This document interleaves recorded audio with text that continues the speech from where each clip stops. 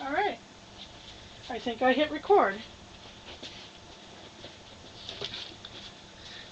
So this is just your plain chip brush here, or hog bristle brush. You can buy these like at Hobby Lobby, Michael's, or your basic craft store. Walmart even sells them in the painting section. They're like 50 cents, 75 cents each. Oh, your father was Canadian. I was born here in Canada. Is he Western Canadian or Eastern Canadian? And R&F has these encaustic brushes where they've every quarter inch or so you have bristles and then there's a space, and it's supposed to make the application of the encaustic medium a lot smoother. So that's my Christmas present this year, is I'm having John buy me a couple of those brushes because I can't wait to try them. Descended from Irish immigrant, and I can't spell. 6 for $4 or something like that. Yeah, I've never seen them, but I hear people say that they can pick up packages of them. Okay, when I go to the dollar store, I never find these specials, but I've had people tell me that they've picked up these brushes at the dollar store for like $1. 4 or 5 of the brushes for $1. But I've never seen them.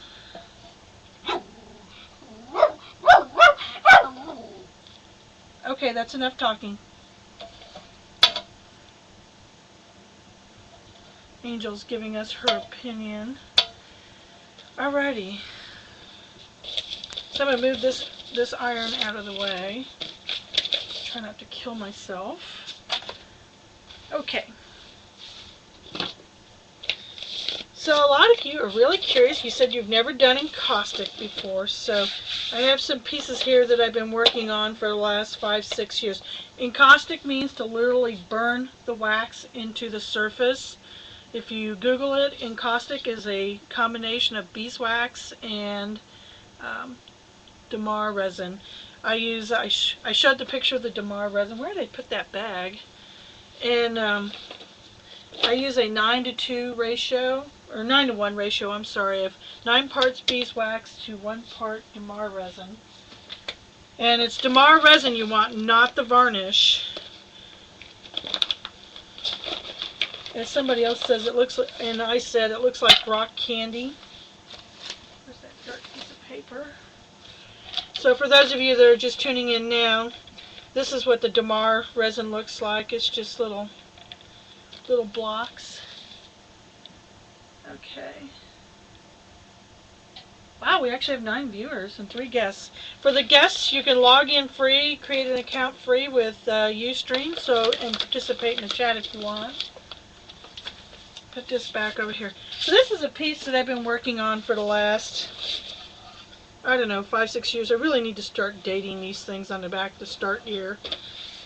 And there's encaustic medium and oil bars. I use Shiba paint sticks. I use the encaustic crayons, etc. on this side.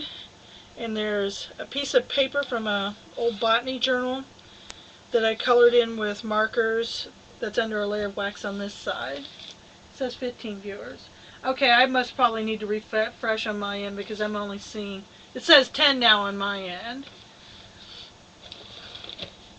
And my husband builds my raised panel board frames for me out of Baltic birch. So I end up saving a fortune not having to buy them. Plus he likes building things and it gives me something to give him something to do. So on the I don't know how far we'll get with this and what all we'll end up doing. I really don't. The things that I had planned aren't going to happen simply because I can't find my dictionary. Oh yeah, that one's got something stuck in. So what I'm going to do here is, this is my small heat gun. My rotor cuff is really bothering me, so I'm not using my large heat gun that gets really hot. So what you want to do is warm your surface first.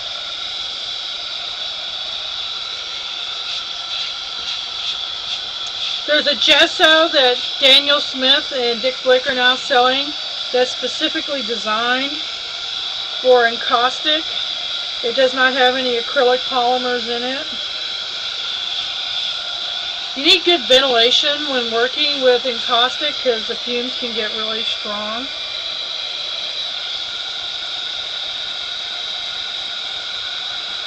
I may need to refresh it because it's still, unless you guys are not chatting.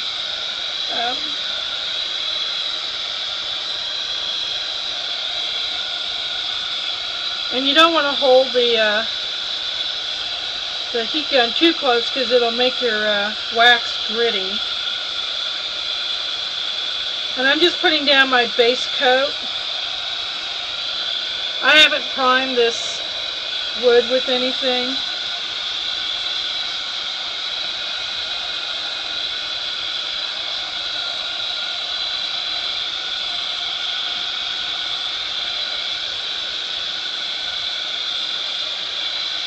Some artists paint the sides of their panel board with paint before they start. I never do. I let the wax go over the sides and I use my iron to melt the wax in. Oh, by the way, I forgot to mention, this will probably be loud the whole time with the heat gun going. So then once you have a base coat of wax on, you want to heat it until it's clear.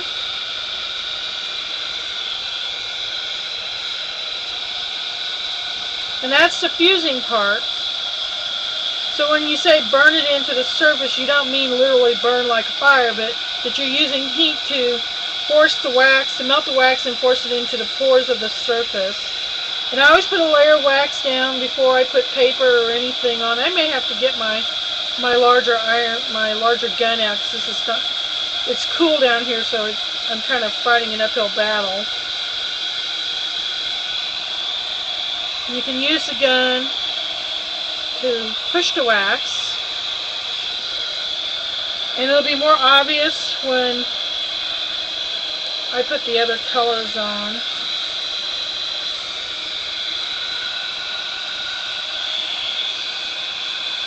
We're watching and listening, okay.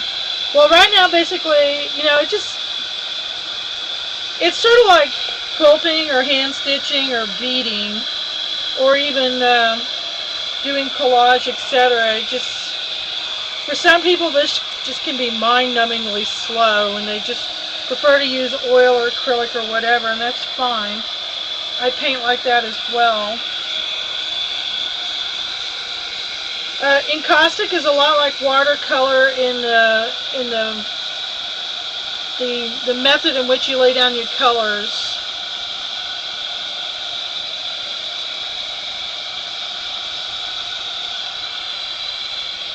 I gotta turn this off and move this over a 1/4 inch. I have several layers of newspaper underneath this piece of white craft paper. Where's my towel?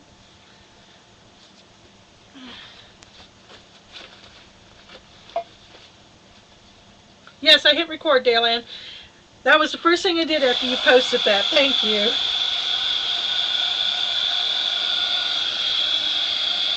So once you have your first base layer down, you don't have to melt it clear all the way through. You just want to get the top layer kind of clearish so that you know you have a good fuse.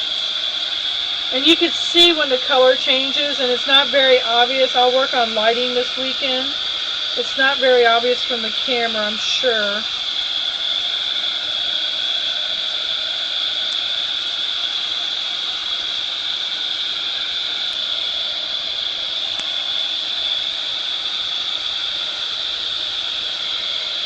And right now I'm not too worried about having it all super smooth. In fact, I'm a very textural person, and I prefer to have my wax really textured. In fact, while I'm thinking about it, where is that? I have a piece of, move over, Lou. I have a piece of sequin waste that I use for creating texture with. Don't want that in there. Let's see. Lighting can be tricky, yeah. I actually used to record in this studio. I have completely different sets of lights that I work with. They're professional lights, but they blind you. I mean, you after a day of working with them, your corneas hurt so bad that I think I don't ever want to do this ever again. I'm digging over here in my stash getting some sequin waste. I have trivets that my husband made for me. They're like the raised panel board, except they have ceramic, heavy-duty ceramic tiles in them. And I place my irons and heat guns and stuff on them instead of on the paper because they can get really hot.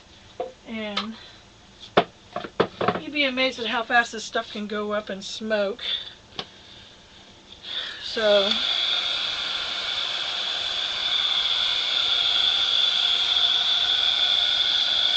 I'm just going to soften this a little bit.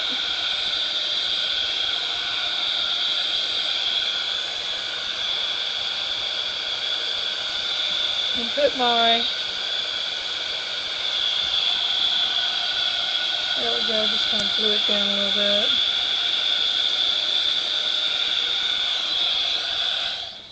Woohoo, that smells icky. Alright.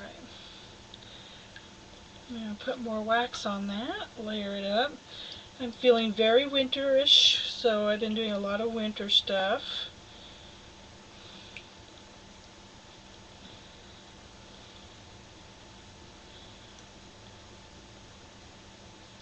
Yeah, Lou, why don't you lay down and take a nap, sweetheart?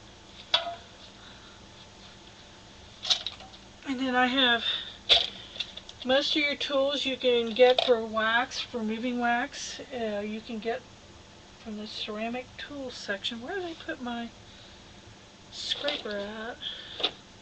Oh, there it is.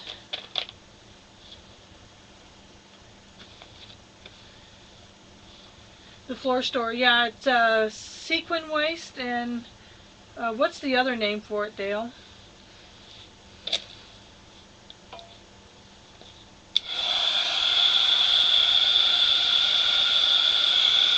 There's another name. I can never remember it, and if you have that name for it, Punchella. Yeah, you can get it in various sizes from eBay and stuff. I've never ordered any. I've always managed to find it at Salvation Army or at yard sales. I'm the queen of going to yard sales. Iridescent white, iridescent blender. So I have some, this is what you get in the pattern making.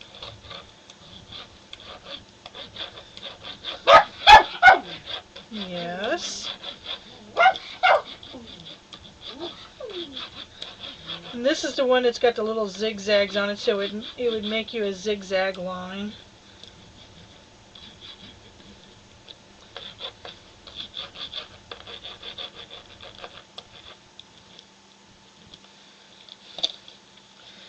And then I'll probably be working on 5 or 6 of these at once. I have some small ones because they need to cool in between layers.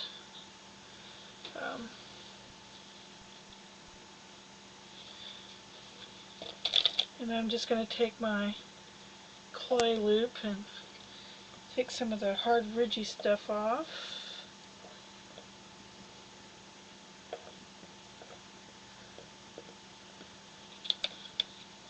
Again, you can get these in the clay tool section of a craft store. This is my little garbage can right here. It's a potted meat tin, the kind that chicken or beef comes in. I have about 30 of these. I had to eat a lot of canned chicken in order to get a good supply of these for my studio.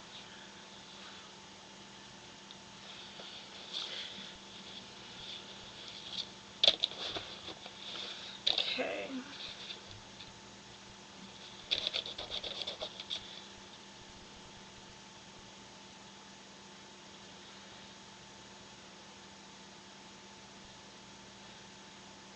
Trying to get the skin off of this Shiva paint stick.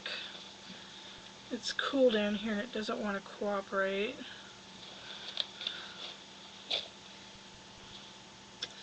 I'm using a iridescent blender, so it has just the right amount of sparkle. It's an oil-based stick that's archival.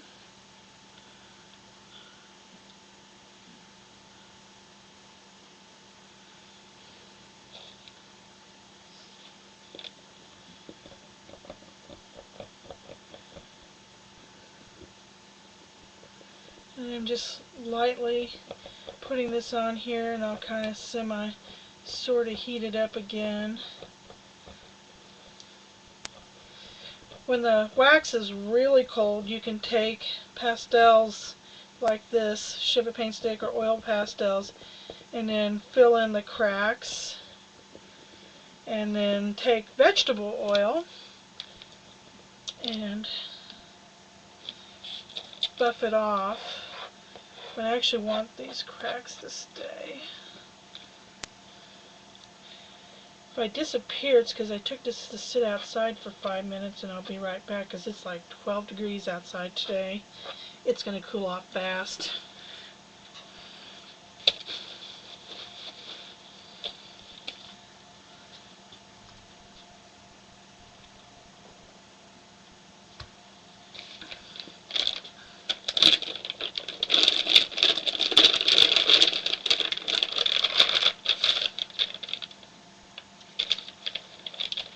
One of the things that you can do is add bits of paper. Wax does not stick to acrylic very well. I know people tell you can go ahead and put wax on acrylic, but don't do it. Because when it's cold, like it is outside, oh hello, the wax will pop off, crack and pop off the surface.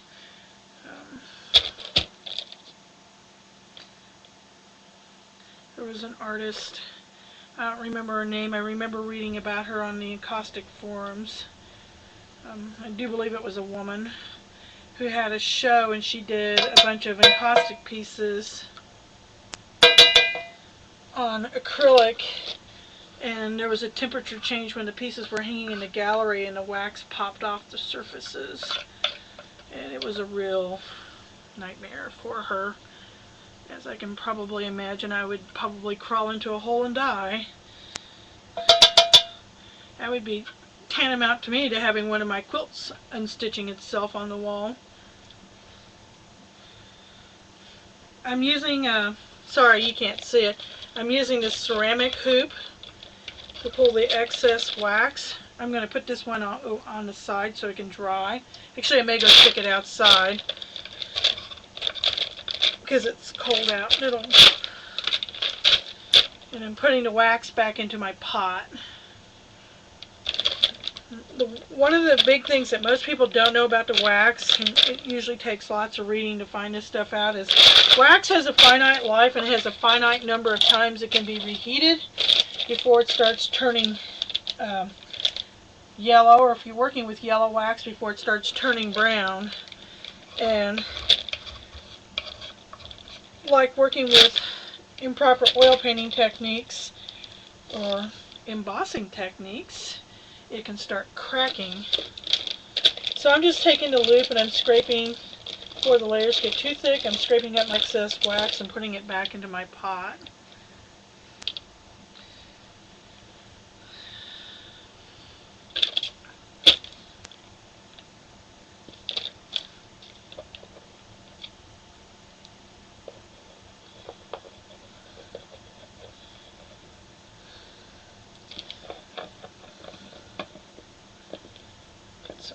Down here.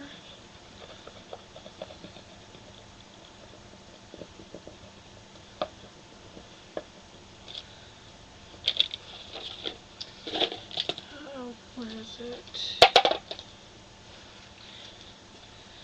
One of the reasons why I'm going to take this one outside is because I want to be able to put some silver foil on it before I'm done today.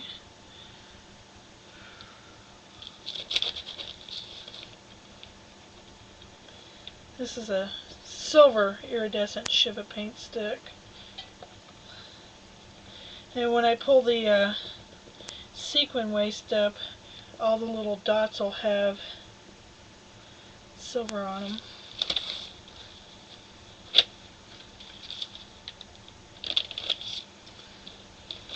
So I'll pull this off.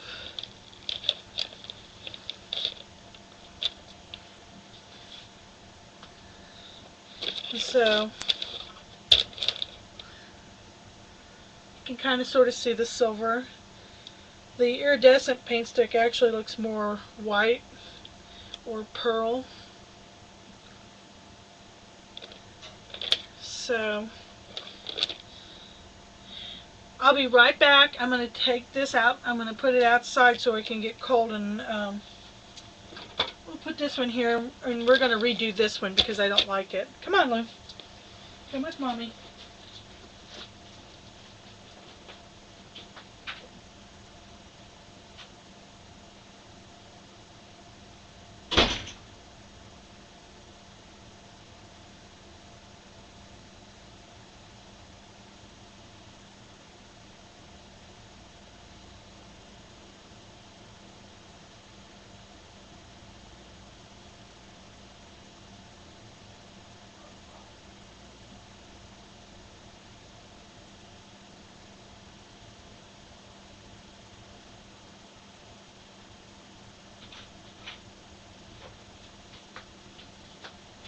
Okay, I'm back. I did this one a couple of years ago, and it has dry pastels, soft pastels underneath it, and I never liked it. Yes, lots of texture. So we'll do this.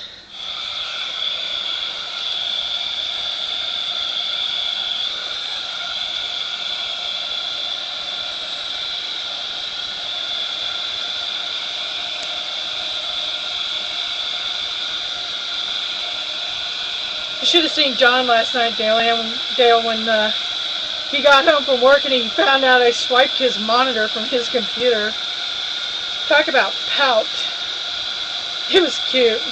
I felt really bad, I really did, but I can't read the chat from across the room, and the computer across the room that's about 10 feet away from me, I can see the picture, but I can't see what anybody's typing. It's the one that runs the camera. The one that's on the table here right next to me. I don't know if I posted that picture on the internet earlier. I took a picture of it. It only has 1 gigabyte of RAM in it, and it won't run this camera, so it's not big enough to do any of that, but it will. Wow, that's getting hot. Turn my wax down.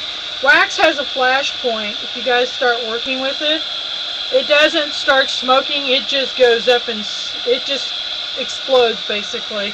You want to have a bucket of sand, which I happen to have underneath my feet here. I also have a wool blanket underneath here and a lid nearby. So if it does decide to go up in a blaze of glory, I can put the fire out and pretty quickly. I've never lost a wax pot, but praise God, knock on wood, because I'm a world-class klutzer. If you guys know anything about me, if it's possible to set myself on fire or cut myself or amputate a limb or break a bone or something, I'm probably the person who's going to do it. It's never intentional either. It's just, I'm probably one of the few people that's ever taken a picture of a palm tree in California and ended up with a broken leg and hip in the process of doing so. That was 10 years ago. I was only 34 at the time.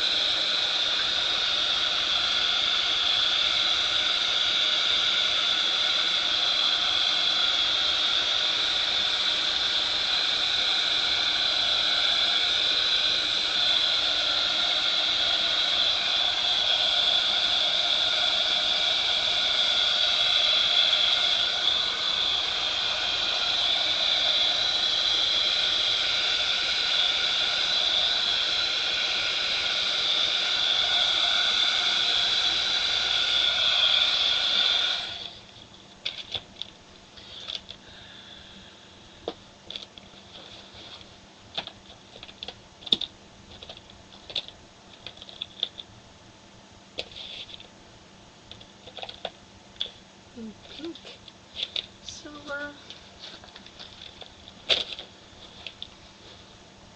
white. Here we go. Some titanium white. You had colored wax that you heated up.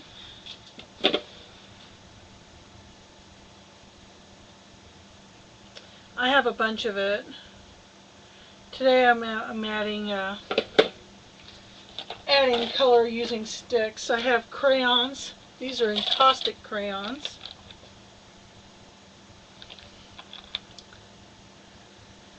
And you can draw on the wax with them, or you can draw onto the bottom of the iron. My iron's not hot, but what you do is draw your scene on here. Actually, that's not a bad idea. I think I'll turn it on. You draw your scene onto the bottom of the iron and then place it face down onto your wax, and it transfers the wax from the base of the sole plate of the iron onto your substrate.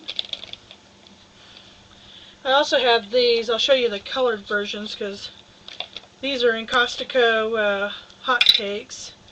This one here is titanium white, and this one is transparent earth red. And I have several of these colors. They're expensive. This tin right here was $14.99. And this tin was, I guess the lid doesn't want to go on. The lids screw on, which is really nice. This one was $13.50. John about had a heart attack when I came home, and oh yeah, I wanted to heat that up. And he found out how much I had spent on the cakes. Poor guy. There's also slick wax, so when you have color in your paintbrush, you can dip your paintbrush into the heated slick wax, and it takes all the wax out of the brush and the color, which is really cool, and that's why they call it slick wax. Encausticos makes that too, and I have no idea what the chemical composition is. If I did, I'd be making my own. It's like that tin there was 6 ounces, and it was, well, actually it's not too badly priced. It's $5.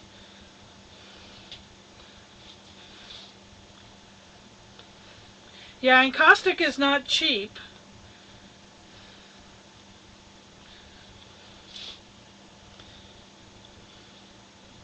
And if you have sensitivities to chemicals and stuff, you don't want to be working with it, because you can develop some serious allergies to beeswax and stuff working with it. And I know several people who have, and they've had to quit.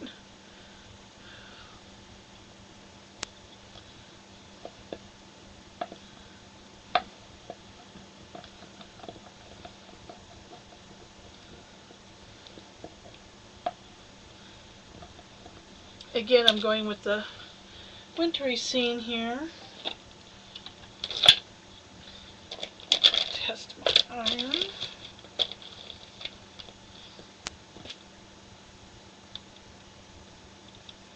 Make it look like a blizzard.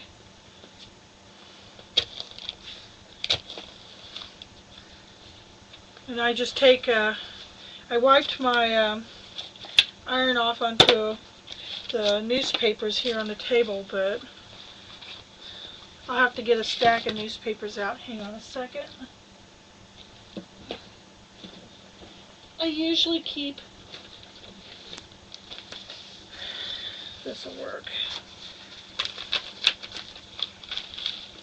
I usually keep a pad of newspapers here for wiping my iron on. Take the excess off with. So you could take the, I wish I had a decent grain in these crayons, but I don't. You could take an Encaustic crayon, and I'll show you the box here. They're made by Lyra. It's called Encaustic, and it's E-N-K-U-S-T-I-K, so Encaustic as in a stick. And I paid $12.88 for these. They're made by Lyra. They're supposed to be organic. Most of the crayons I have, except for the Shivas, are all organic. So the organic part being important because that means that basically there's no acrylic polymers in them. And I can take my, oh, that's green, cool. You'd never know by looking at the stick that it was green. I don't have a black apparently. So I do this. You can take your encaustic cakes,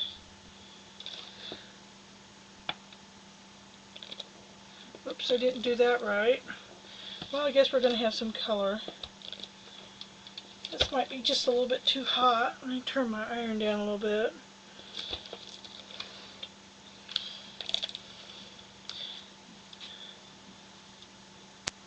I have to wait for this to cool down just a second. I have some black blocks over here. I have some other brands of wax crayons. These are Freud. I have no idea what they are. They're Stockmar wax blocks, and I got them from the Waldorf people. And a lot of encaustic artists were using these at one time as well. I want the black. There we go. That is not working. My iron is too hot, so I'm going to let the iron cool down just a little bit. Then we'll do something else. Where there's a will, there's a way, right? Black. Ivory black.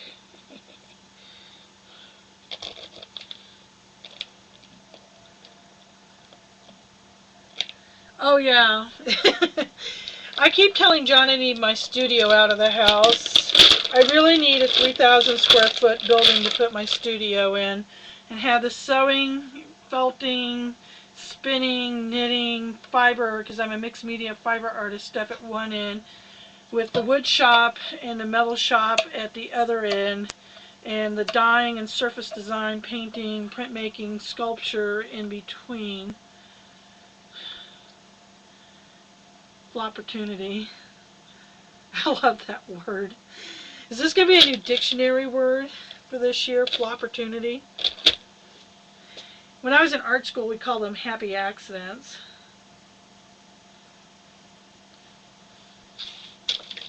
Alright. Where did I put that piece of punchella?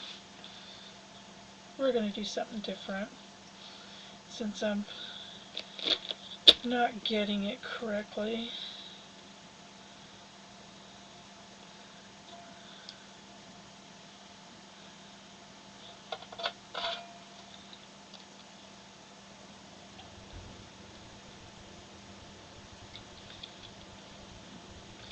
So I'm just laying some wax down on top of this, and I'm going to create some texture.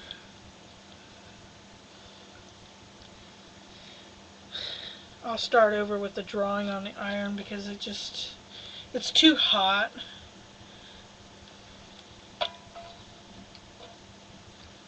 Ooh, I got white in my wax pot.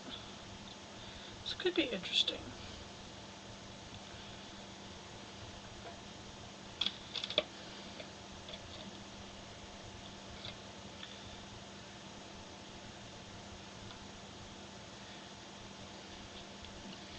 Paula having her surgery today or tomorrow?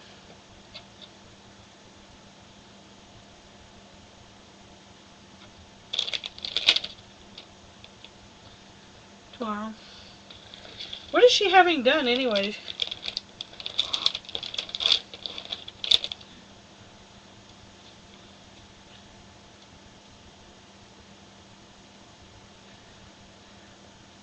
The screw needs to come out. She have hardware in her leg too. It's loose. In her ankle.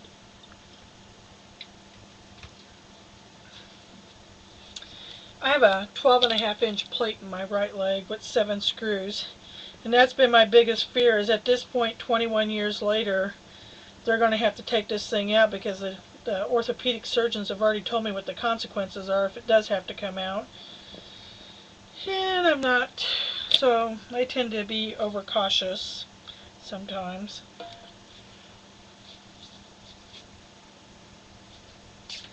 Which is hopefully why she's still in pain. Well, what could happen is, which is what happened to me, is the where did I put my roller thing? The screw, I fell in the ice and I loosened my hardware, and then calcium started to build up underneath it, because that's the body's natural response to repair like that. So She could have a calcium spur, and it could be hitting a nerve or a muscle or a tendon or a ligament or something.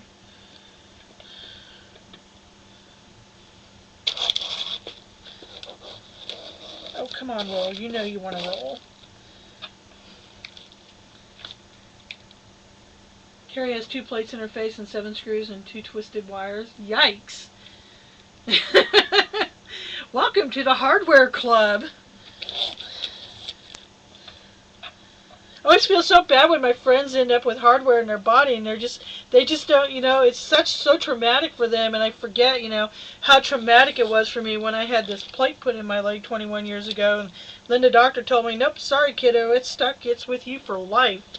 And people, it can be very devastating, it's very invasive having this stuff in your body.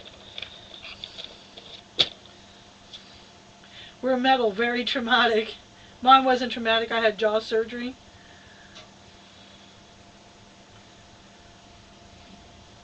Mine was traumatic. It took three rounds of surgery before it would actually heal. When the doctor actually started using the A word, I was just kind of like, I don't know. I went home and it's like the next time he saw me, I was healed, and he's like, what happened? 3 weeks ago it was looking like we may have to amputate your leg, and now you're all healed up. And I'm like, I think it was the power of persuasion or something on this. There was no way you were amputating my leg. Now getting my wisdom teeth out before my hand, that was traumatic.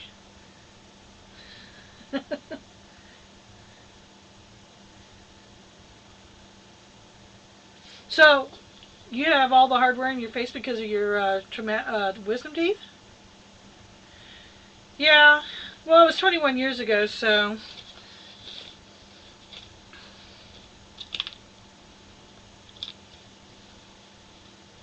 I'm smoothing this up.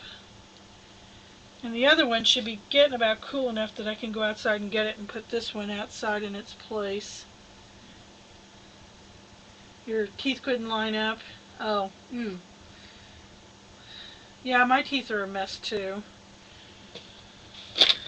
They line up more or less. I'll be right back. I'm going to go put this outside and grab the other one.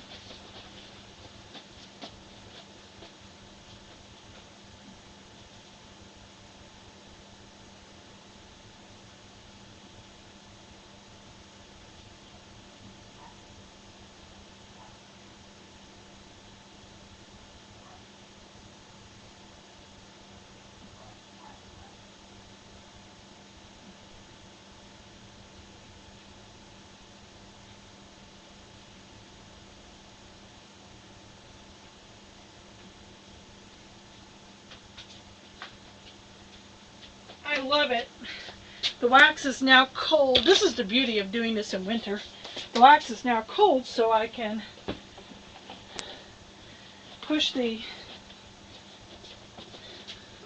get my silver leaf, push the pastel into the wax. I'm going to do, excuse me, slate blue, Peter gray. Trying to decide on the color here.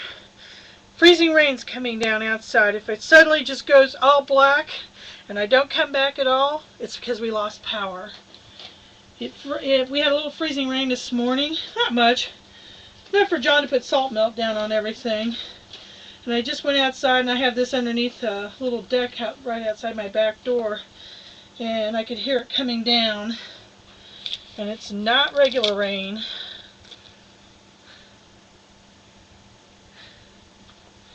So, if I disappear and don't come back, it wasn't because I flaked out. So, because freezing rain is coming down, I think this ice blue color, which looks like an ice storm color, is in order. So we're going to do these 2 panels and have an ice storm.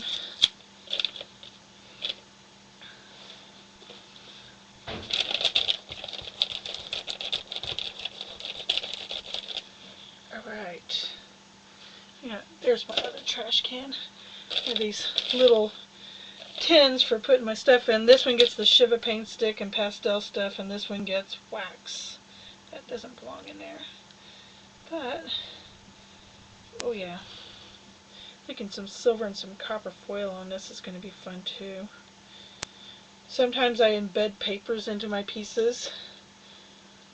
Next week we might do more paper if I find my dictionary. I've been working on this. This may end up going in my winter series for my field series.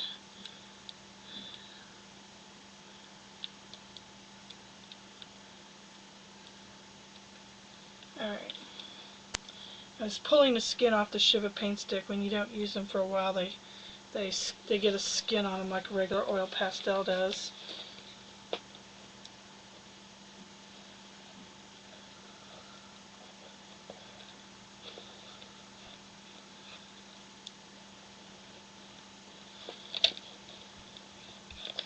Let me get something real quick from the other side of the room. I have another box of pastels. It's time to dig those selenias out. Yeah, some are definitely harder to get off than others, and I noticed that some of the Shiva paint sticks also, oh, what is the word I want to use? They become very brittle underneath. It's like they've completely dried out. I'm not impressed with some of the colors. In fact, it seems like the more expensive the color, the greater the likelihood it's going to have a shorter shelf life. I'm looking for a gray oil pastel. This is one of my pastel boxes, oil pastel boxes. So I have some portfolios, some Crayons, some Rembrandts, some Selenias, 3 or 4 other brands in here. I have no idea what they are. Then I have another box like this that has the yellows and browns and greens in it.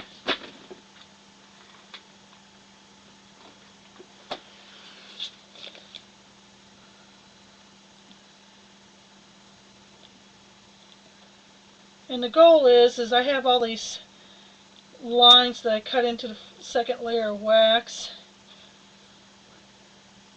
and I'm just forcing it down inside of the crevices.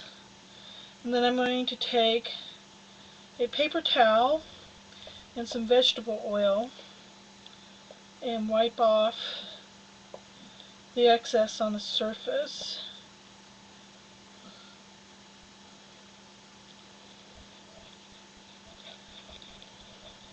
Kind of want it to look like I should add a little brown.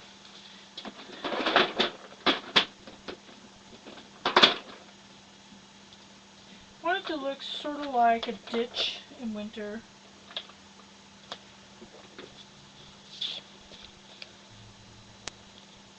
Some yellow ochre.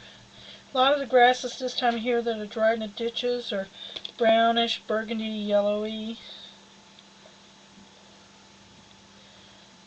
By the way, this is probably one of the more wasteful means of using your pastels.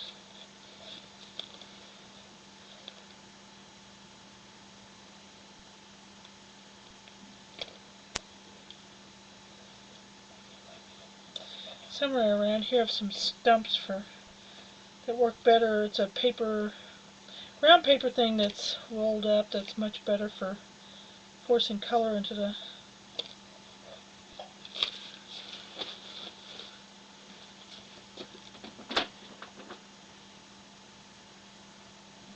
looking for another color here.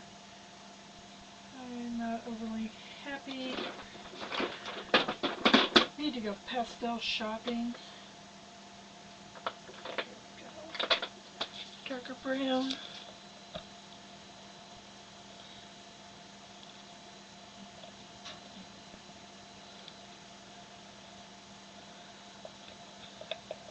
And this, of course, once I get this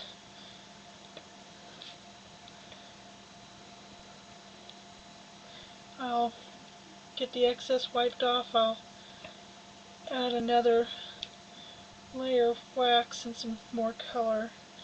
And that's just basically it. I have to walk around over here to this side for a minute. It's just building layers of color.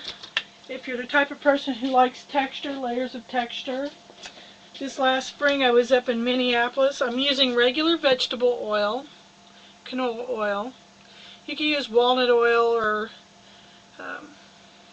soybean oil. I don't like soybean oil. First of all, I'm allergic to soy. And second of all, I can't stand the smell of soybean oil. Probably that allergy thing. And I'm just going to take my paper towel. And sometimes this works really well and sometimes it doesn't work at all. So again, this is one of those that's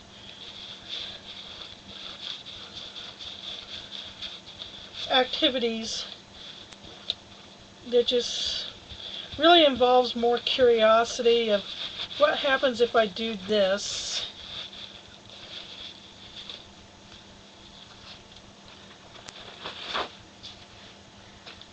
Thank you, Carrie. Start collecting supplies. Yeah, because if you go out and set yourself up an encaustic studio with everything right off the bat, you're probably looking at a couple of $1,000s. I've been collecting for years. My best advice is if you want to do this, get yourself some old Teflon coated frying skillets. That's what I melt my wax in. That's what most of the people on the internet are melting their wax in. I have a Rival, I do believe is the brand, Teflon pancake griddle that I got at Walmart. At this time of year, it was Christmas, and I think I picked it up for like $10 or $12. It was like 2 years ago.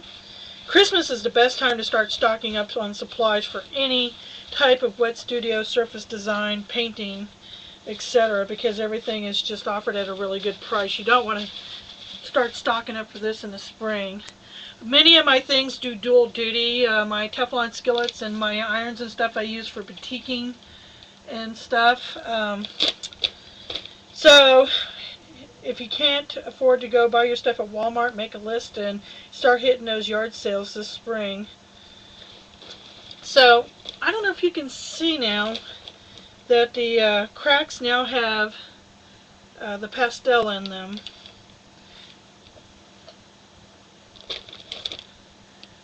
You have a skillet for your soy wax batiking. That'll work. So you have that. The best thing to do is to kind of lightly warm up your soy wax if it's still in the skillet, and just lightly warm it to the point where it just will slide right out of the skillet.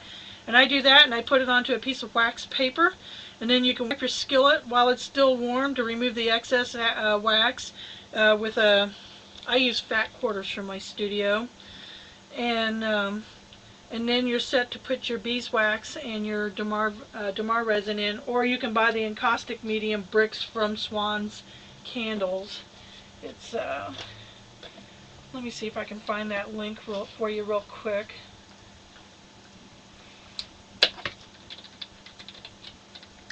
Yeah, can't spell.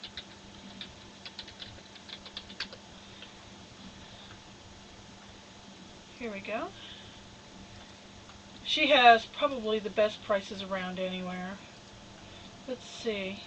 Batik is where you apply. Get your encaustic bricks from this gal. And if you talk to her on the phone, make sure you let her know that you need your stuff right away. Otherwise, it may be a week to 2 weeks before you get it. But that's okay. Her shipping is really good. So I just, if I know I'm going to be doing something next month, my link didn't work. Okay, it's swancandles.com. SWANSCANDLES.com. And if you put that into Google, it brings it up, and one of the first subtitles underneath her link is Encaustic Supplies. She has really, really good shipping rates. She's incredibly friendly. I've never had any problems with her, other than she can be slow sometimes with the shipping, which is fine. I understand that. I'm slow. I'm not sure, but I think she's homeschooling like 8 kids and running a business at the same time. The gear picture on the chat window. I don't see a gear. Oh, there it is. Allow links. Okay.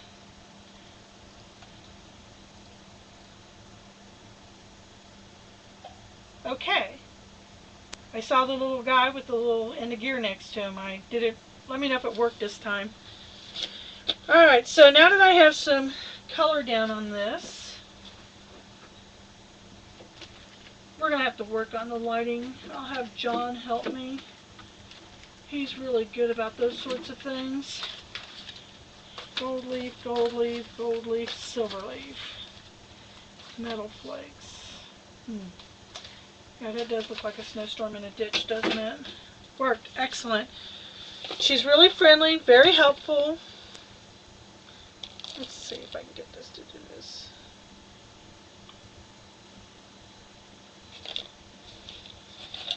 Test block here. Yeah, that's not working very well. I still have my temperature way too high.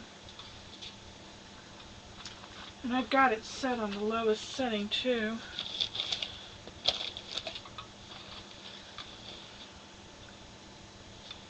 Turn it down some more.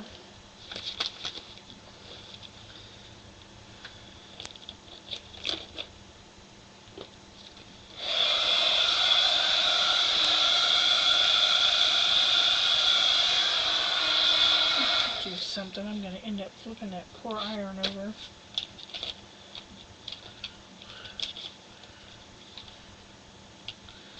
And I've had an account with her for years. Yeah, they are hard to regulate. Well, this one especially so. I'm in my basement studio. I have two studios. I have my wet studio, which is down here in the basement, where I have a stove for my dye vats and a commercial sink and sprayer and a 9-foot long screen printing table, and it has a concrete floor. My other studio is where I do all my stitching and video editing and the like. And it's much smaller than this room. And I unfortunately have dropped this iron several times on this floor, and that's what I was doing. I was untangling the heat gun cord from the iron cord. Normally I have my iron and stuff over here on this side, but because the computer is now to my right, I have the iron sitting off to my left. So I'm just going to lightly heat this. And don't let me forget to get the other piece from outside. I don't want it to get too brittle. Probably in about 5-10 minutes I should go get it. And I just want to lightly heat this till it becomes slightly clearish.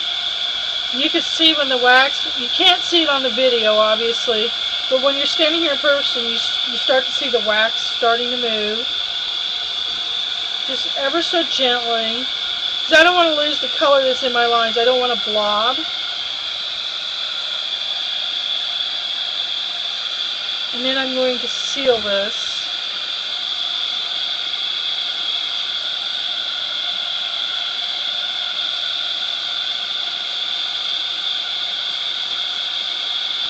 You don't have to melt through all the layers in order to get a good fuse. You just need to make sure that each successive layer is fused to one before it. Now, one of the things you're probably noticing is that it just turned white. What happens is when you heat the wax and it instantly starts cooling, it turns white, it turns opaque. And then as it cools off, I can take this piece and put it outside, and in 10 minutes the wax will be clear again. This is another reason for adding the Damar varnish to the beeswax, aside from the flexibility of the beeswax, is so that you have a clearer image. The Damar keeps it from becoming seriously opaque, especially when there's temperature shifts.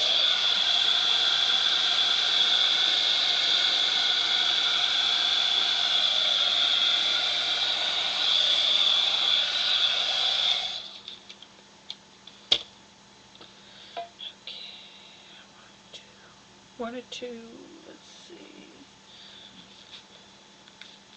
Which color do I want to use? It's only because you're watching you work? Yes. It's on, okay. I'm looking for a color here in my box. That's slate gray. Is that really slate gray? Yes, it is.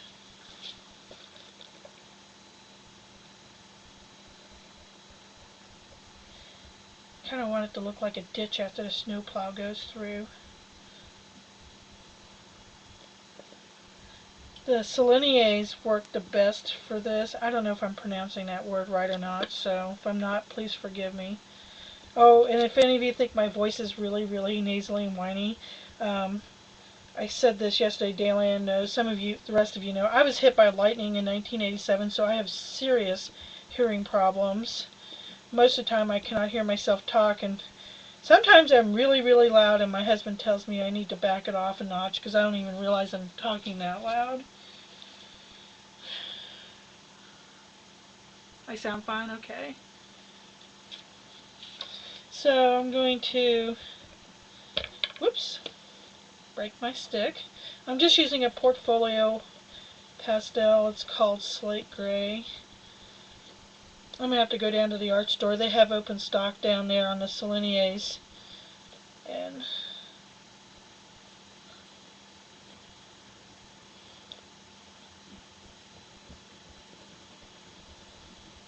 because the wax is cold, I have to scrub pretty hard to get the, and that's good because I'm not losing my dots.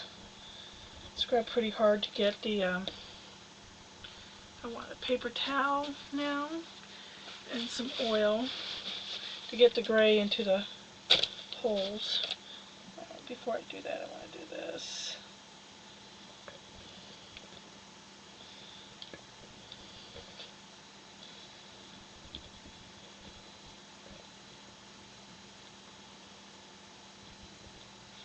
Next week I'll have my new raised panel board frames made, and I'll be working on my winter field series.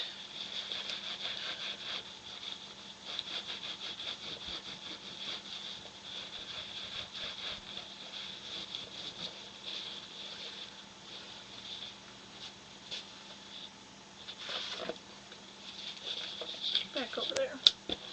You do not have permission to fall off onto the floor. In case you're wondering what I'm doing, I'm wiping off the, I'm bad, although there's probably other artists out there to do the same thing, is I'm wiping off the excess pastel because I don't want to waste it. I have the punchella underneath, and I'm rubbing the pastel from my paper towel onto the paper and creating a texture. I might use that in the next piece I'm working on. Where's that brown at?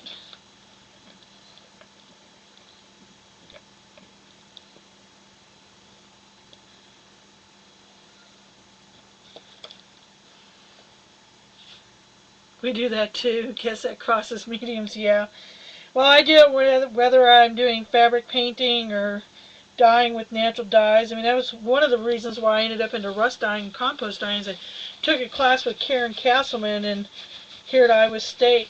She was teaching us some eco-friendly dyeing techniques. I have her book over here on the shelf. I forget what the name of it is, and she was literally, she had all these geese walking around out in her front yard. She's from Nova Scotia, and they get a lot of geese through there, I guess. And they were crapping all over her front yard, pardon my French. And so she went and laid silk fabric down that she had mortared in collecting all this green goose poop, and suddenly realized that she had and then she let it cure. She called it curing, I call it composting. She bundled it up and put it in a compost pile and let it sit for a couple of months, and then she undid it and washed it, and she had all this purple patterning all over her silk fabric, and that's when she realized she was onto something. I mean, this is bad when even a goose can't go walking through our yard, and we're out there going, you're leaving color and texture and pattern behind. I want that. Here, crap on my fabric for me.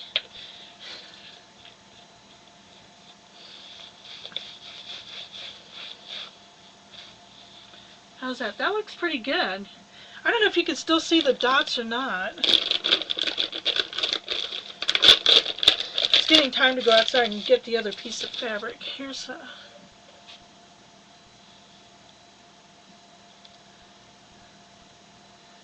Sorry, not fabric, raised panel board. And as you can see, the top is still opaque.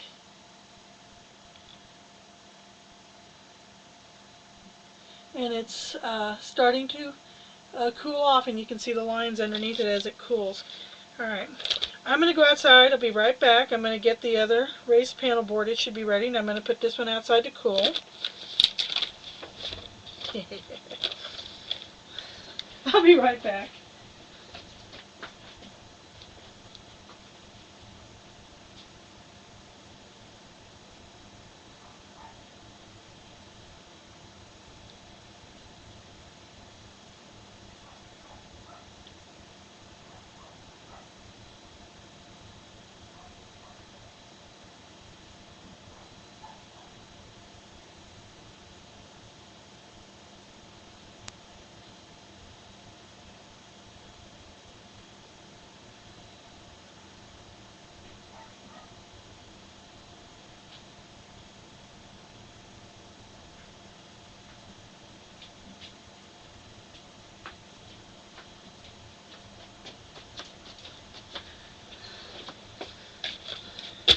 Here's the other one.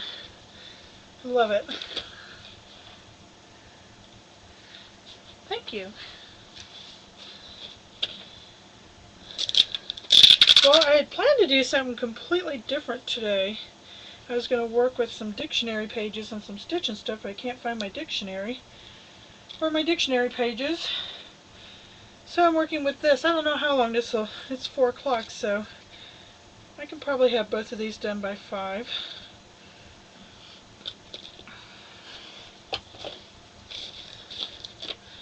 And again, let's see, that's the blue. I like that blue.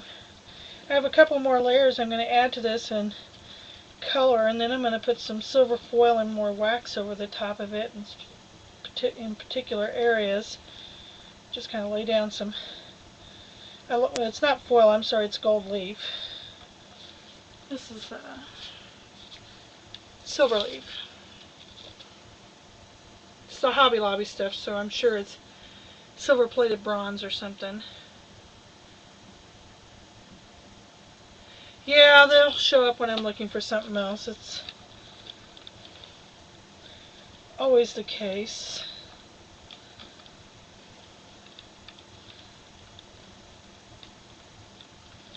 Does anybody know if you can buy the portfolio colors singularly, or do I have to keep continuing buying them by the box? Staples is the only place here in town that sells them.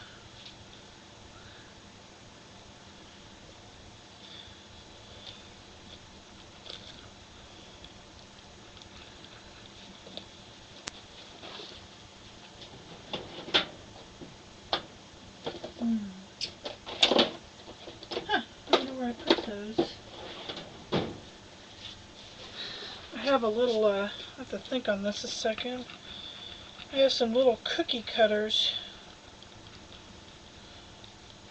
I bet they're in the next drawer up.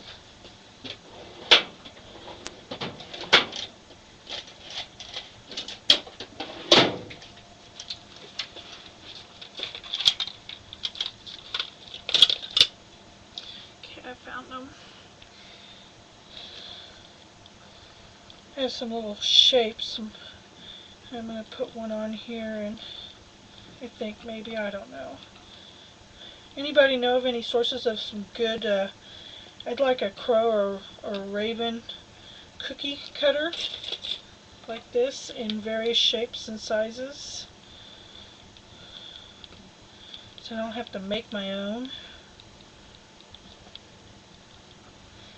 Wouldn't be too hard, I suppose. Yeah, I'm using portfolio oil pastels. Crow or raven cookie cutter. Yeah, if anybody knows of one, email me and let me know. It's prairiefibers@hotmail.com. Or you can just drop a note to me on my Facebook page. I'm under Kimberly Baxter Packwood. So I have a fans page, 2 fans pages there too.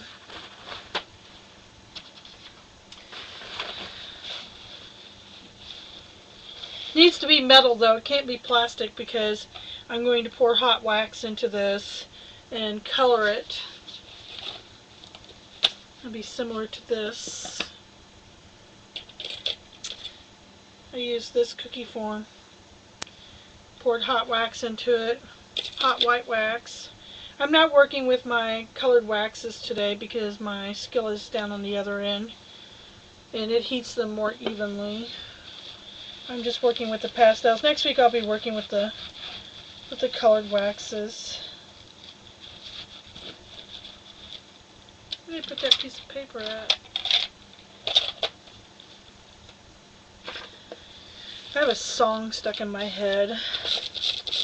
It's that one, I have a brand new pair of roller skates, you have a brand new key. They've been playing it like crazy on the TV and the radio here, now it's stuck.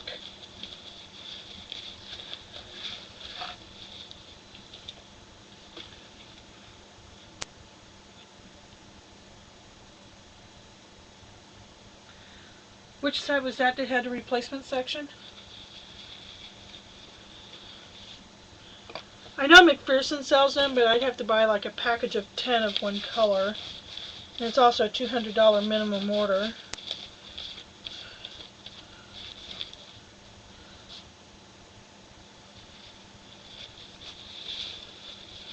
Thank you for putting the links up, Dale.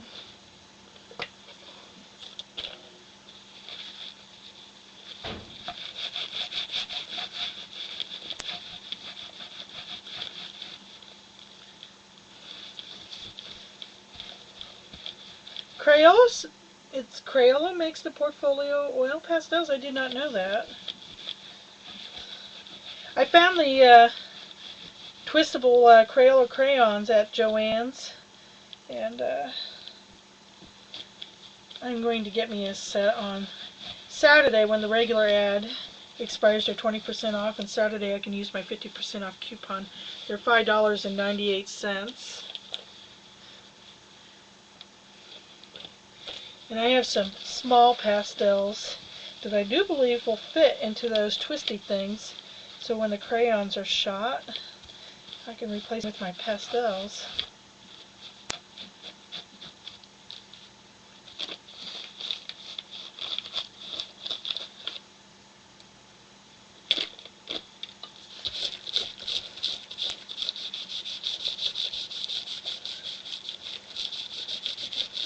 You can wax over your encaustic inks and your pigment inks and your distress sprays and stuff, so long as none of it is acrylic.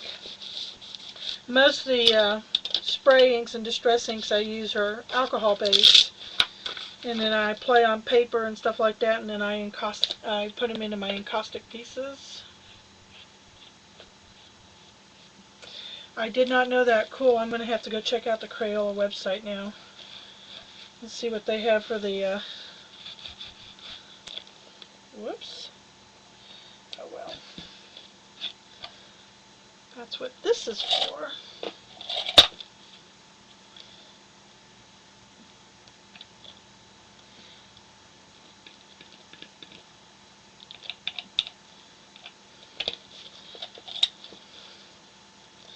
Just have some ceramic tools for cleaning up my lines.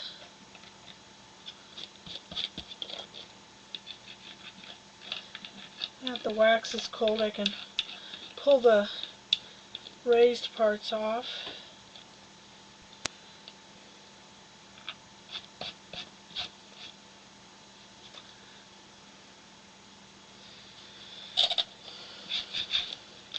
So have any of you bought the Ustream Pro package? I see it's a one-time fee of $199 and you can have multiple cameras and stuff. And I have the capacity to run 4 cameras at once, but the Ustream thing only allows you to, the current setup I'm under, only allows, let's see.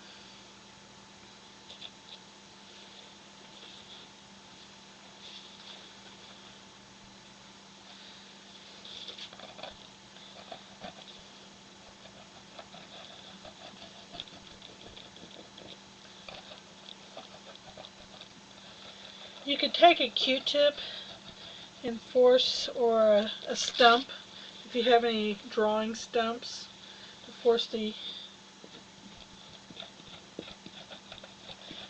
pastel into the, this really chews up the pastel, by the way, in case you haven't, if you can't see that. Force the pastel into the, I'm just using my finger. That seems to work nicely.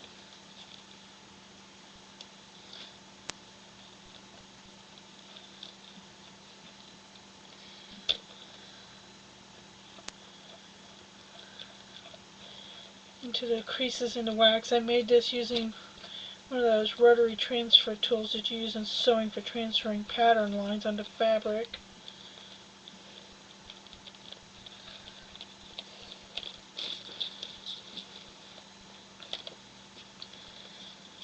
I've been known to embed nails and wire and threads and strings and stuff, all sorts of things into my wax to get texture. Oh, hello, now she's she's silver.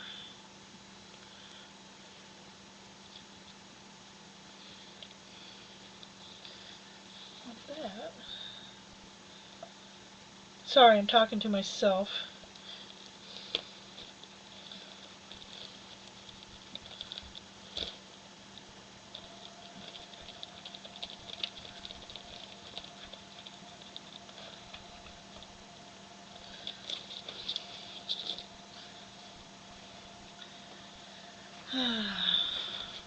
So what shall I make for dinner?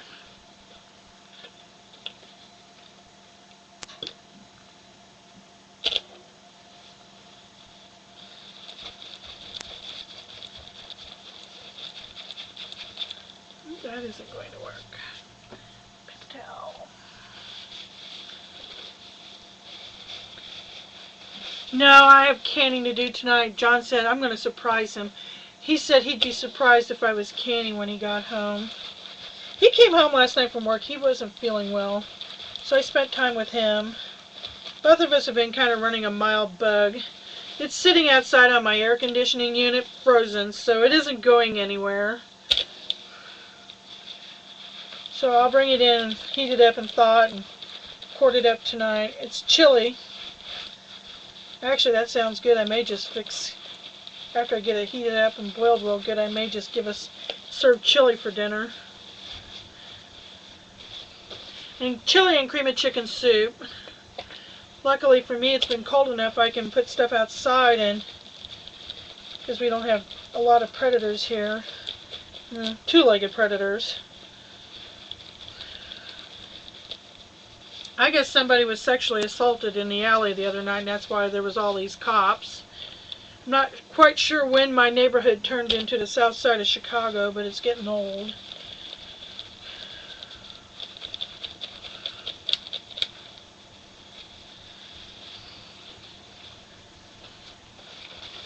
Yeah, they were out there processing the scene for several hours. I don't know anything other than the person was sexually assaulted. I don't know if it was a male or female, if they were stabbed, shot. Well, I don't think they were shot. I would have heard that.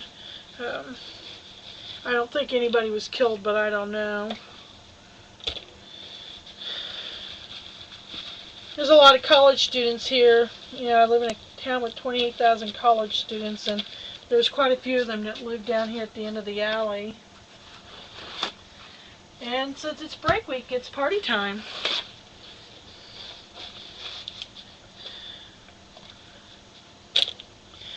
I'm just lightly wetting the paper towel with the oil. I don't get too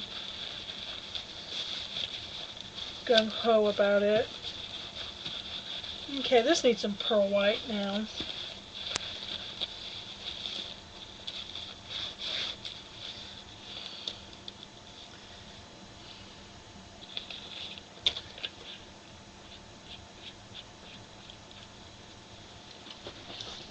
Let me grab my other camera.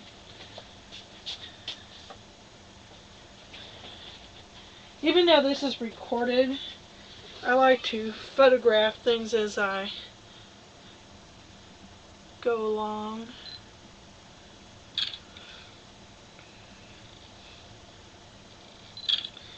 Because I sit here and I look at my work from like 10 years ago and I'm like, what did I do?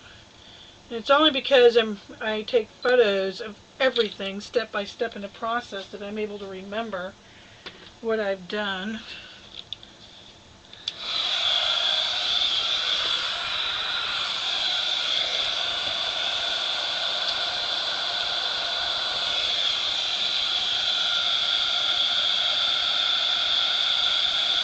And we'll put some wax on this one, and we'll go outside and get the other one and put this one outside.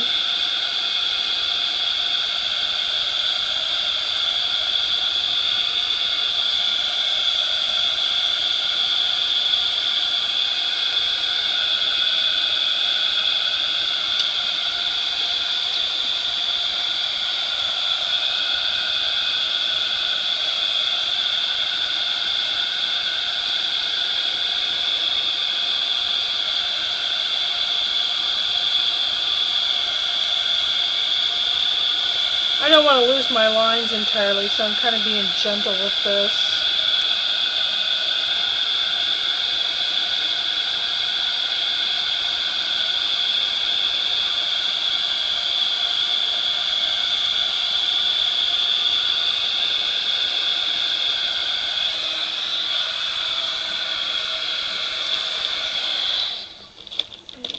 Move this over here.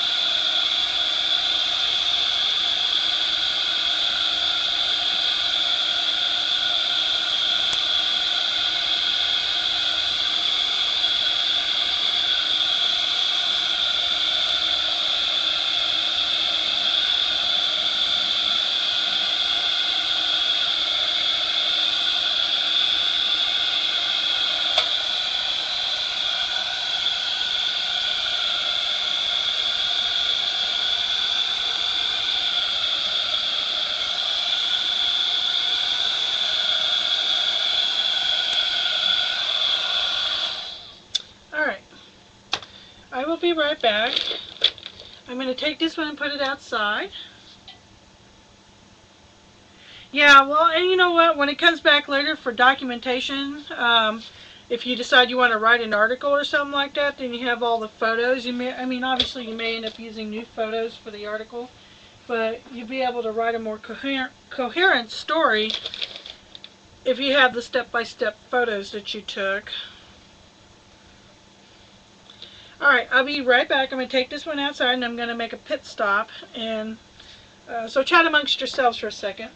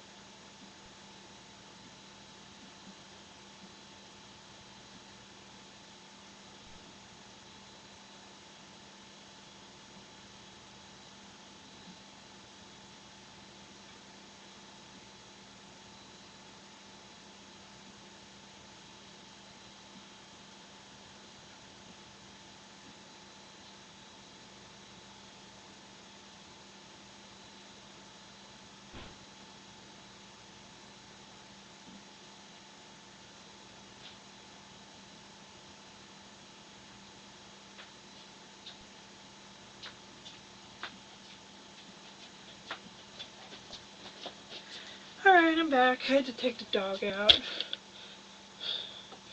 And of course she knows I'm in a hurry, so she doesn't want to cooperate.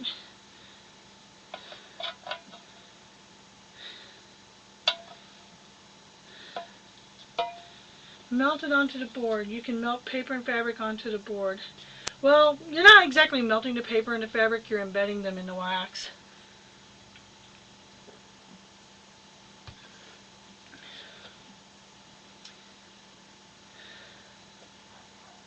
So the end result's already in its final place. Is that question for me or for Dale? Because I'm nowhere near being done yet.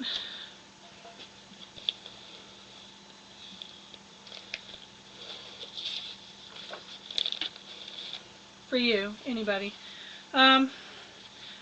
This is not done. This will probably, I may still be reworking this piece next week. Sometimes I will do a piece and I'll have it done in as little as a half hour.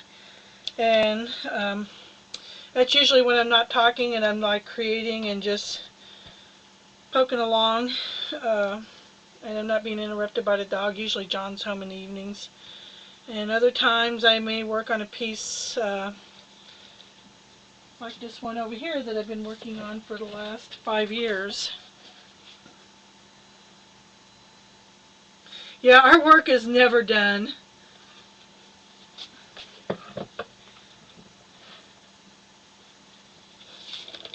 So, I think this isn't as clear as I had hoped it was going to be. Sometimes that takes days.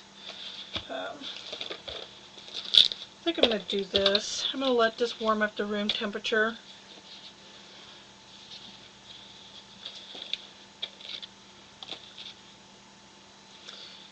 And I'm going to give me some review. Okay, where am I going to put these if I do that? I'm creating a space here.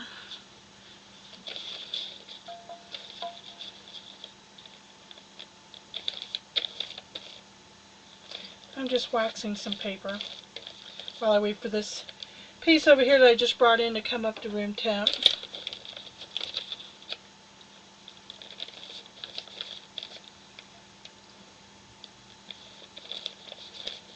Usually when I wax paper like this, I don't bother heating it up because it's going to get heated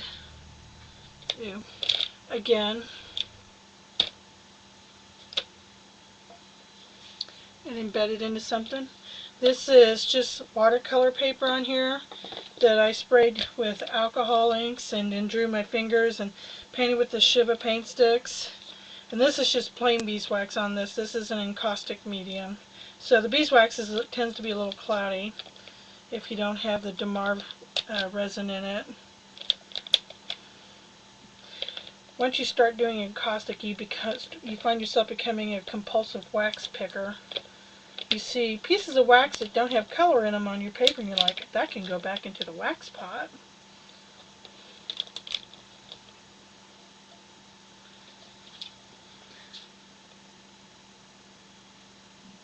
It's hard to see what I'm working on. Yeah, Shibby, I'm working on the lighting is really bad, and so next week, hopefully John and I, my husband, he's at work, we'll have the lighting and the camera figured out, so it gives me a week to play with it. I just got my camera set back up last night. Yeah, that looks really terrible, doesn't it? Yeah, I'll hang it on the wall when I'm done. Or something like this. This is just watercolor paper glued to plain old plywood. And I use hide glue, Gorilla Hide glue, to glue it down. And something like this I may actually put inside of one of the niches I'm working on, or a collage piece, or even a quilt. I'm looking at the angle right now, trying to see how to flip this to make it look better. It's strange because I've been standing here for like a full 5 seconds and the picture on the computer is still moving.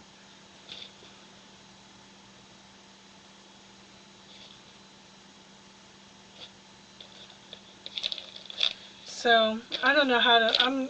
We're gonna have to work on the lighting because it's really bad. I apologize for that.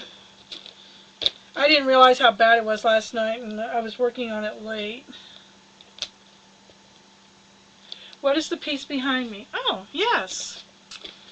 The piece behind me is a piano scroll that I painted. I used, you can see the end here. Probably can't see it now that I have it off the wall. I'm waiting for the picture to catch up with me. Alright, we'll lay it flat so you can see it. It's a piano scroll.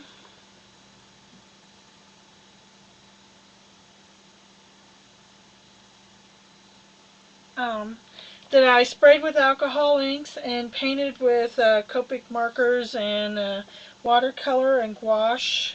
I was just messing around. The scroll is attached to a piece of waxed butcher paper. I ironed the scroll onto the waxed butcher paper and cut it to size. And when I'm done, I'll remove the waxed butcher paper because it's a plastic bond on the waxed butcher paper. So it won't stick forever to this. And you can still see the slots, and I was working on a banner series with Encaustic on paper. You're asking about the banner, Shuby?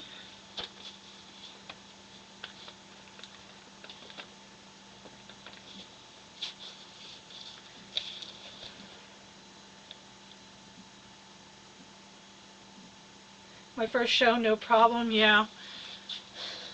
Well, some problems came up, and that's good. You know, at least you guys are willing to tell me what they are so I can address them and fix them, because I think I'd be frustrated if I was sitting on your end.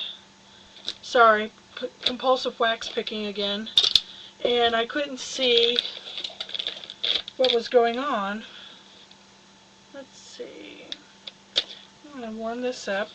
This is a piece of wood. It has a layer of beeswax on it. I have some back here. Hang on. It's either a door frame or a window frame. I think it's from a door frame. Here's some without wax on them. This is one with the keyhole on the wrong side. And you can see the paint on this side, the original old paint from the house. And I stripped the paint off of this side, just sanded it off. Actually, I think I ran it through the wood planer to get it off on this side. And then my husband John took a router using a keyhole bit and put a hanging slot back here. And I've been making small little pieces for selling, and I give them to my students when I teach. Something got embedded in the wax there. So while I'm waiting on this piece here to kind of come up to room temperature to see if it clears up, I'm going to paint on some of these. Get some bases started on these. So I want to heat, because this has beeswax on it already, I definitely want to heat it up. If it was just plain wood, I would still heat it up. When you heat it, it causes the grain to raise. Thank you, Dale. I don't have my small sample pieces on there. I probably should put them on there. Somewhere around here I have some fake pearls that I embed in deep layers of wax and use that as texture. I use barbed wire as texture.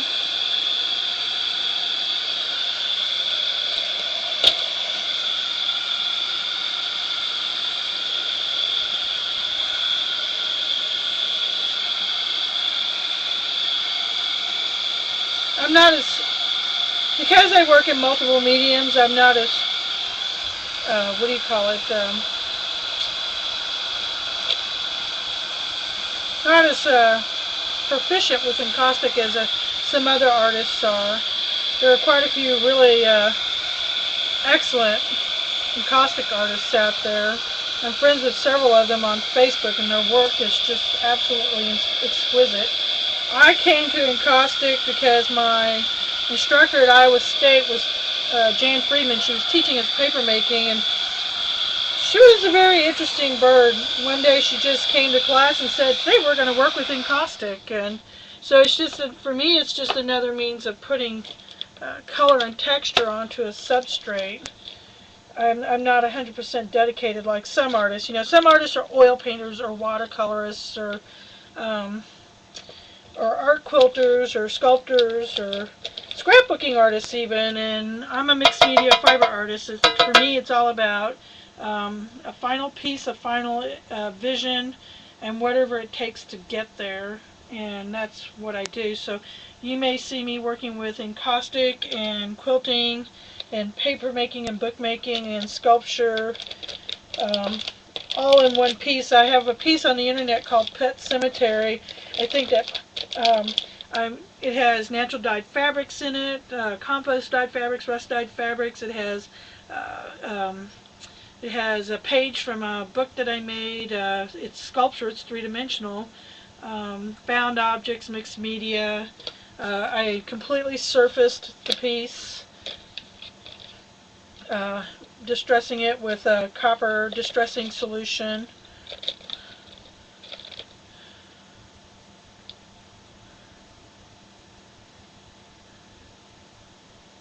Yeah. Well, I think a lot of people are starting to get into mixed media. I think a lot of them came over the art quilting from painting or even ceramics. Deb Thuman, not sure how you pronounce Deb's last name. She does ceramics, and now she's starting to incorporate, I think, some fiber pieces in it. And one of my professors here at the university, Ingrid Lilligren, is doing that, and with the ceramics, and you can do some really, really interesting stuff. I mean, you can get some really interesting textures and storylines going by mixing it up.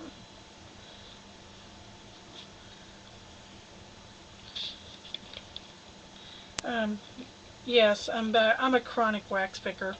I see the wax there, and I'm like, that needs to go into the wax pot. So what I'm going to do now is I want to get me this. I'm going to open up a pastel. What does this technique look like when it's finished? Depending on how I finish the piece, it's this weekend. I may take these winter pieces outside, and if I do, I'll make sure I take the camera along with me, and so I'll put it on my blog zine, and I may do some shellac burns on the piece. Where did my...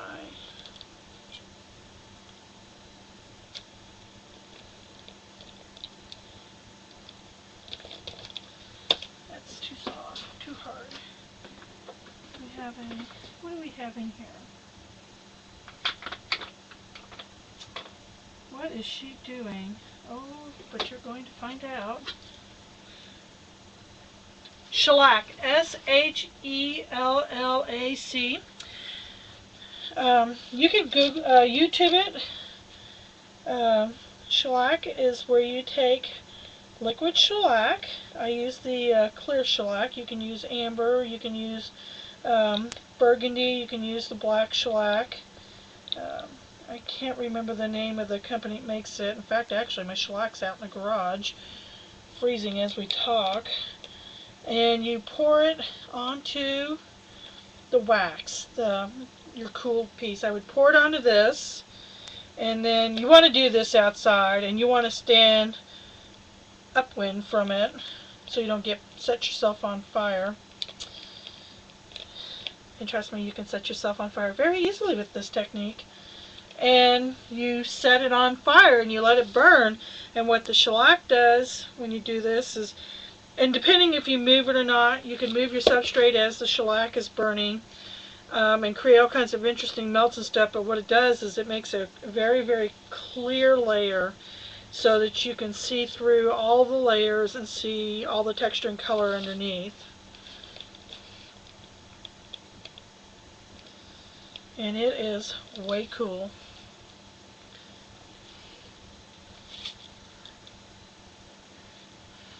So if I do a shellac burn this weekend, because I'm going to be outside working, it's supposed to be nice, I'll videotape it and Because I have 3 pieces I wanted to do shellac burn on anyway because they were rather opaque. And it was never intended for them to be that opaque.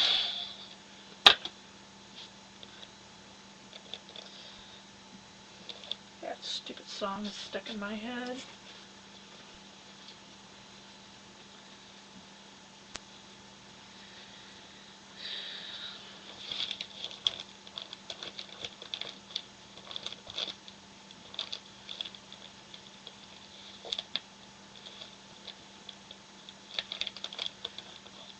It's 4:30.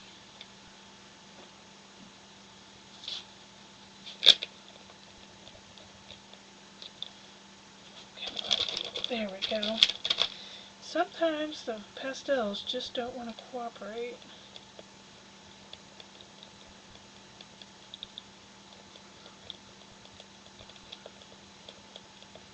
Trying to get this iridescent pink on here. I think it doesn't want to be iridescent pink.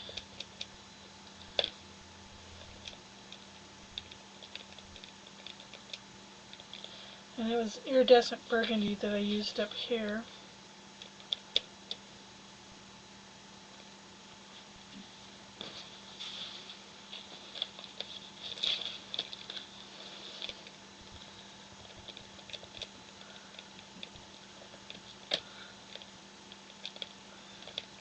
Some of these Shiva paint sticks, they work a whole lot better than others. This one's got some sort of weird ridge in the middle, which is probably why I haven't used it much. I'll have to dig in my box and pull out another one and see if it's the same way. I think they lay out the color in flat pieces and then they get rolled in the factory, and if they don't get rolled fast enough, there's a skin on the inside of it and it's annoying, especially when you're painting fabric.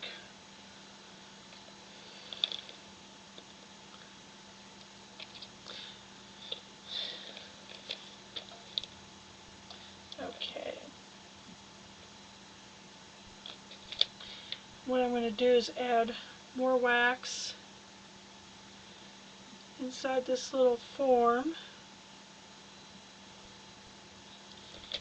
And I bet I can get that to melt. Taking the skin of a Shiva paint stick and I'm going to shove it down inside of there. My stick.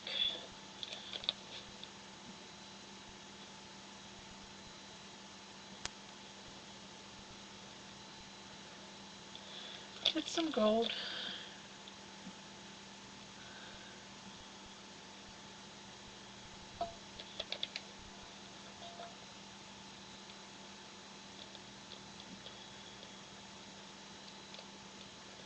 I'm just dinking around with this right now while I wait on this one to acclimate. And it's starting to become clearer. Sometimes after you get so many layers of wax on them, if you really want to see the color underneath, you need to wait several days. And if you're in a hurry, then they just kind of get buried. Whoops. Okay.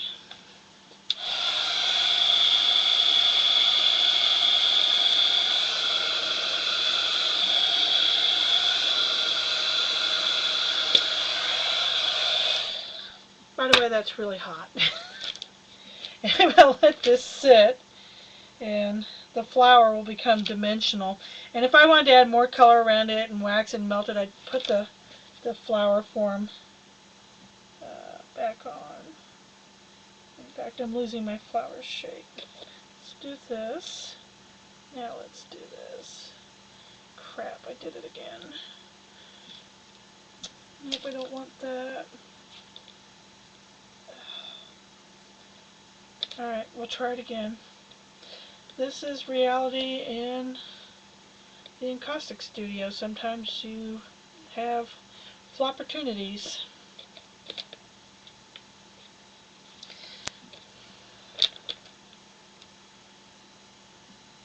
I'm trying to create a raised wax surface. So I'm going to put my cookie cutter down in the hot wax again. again, melt this again.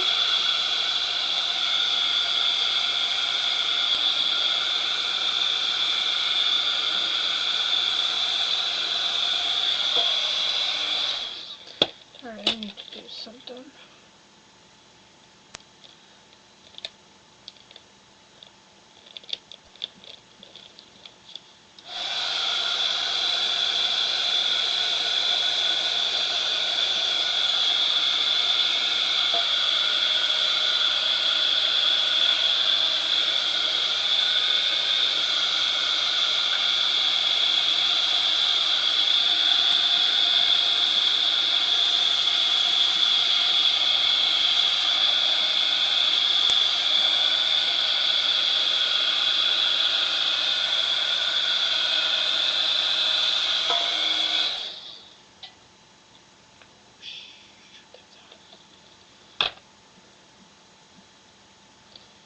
Okay, I'm going to have to let that sit a minute.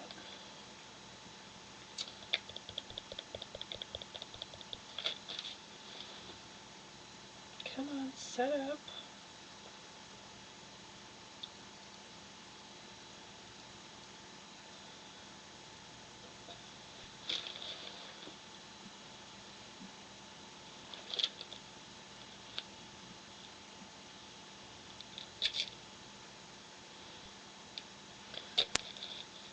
Alright.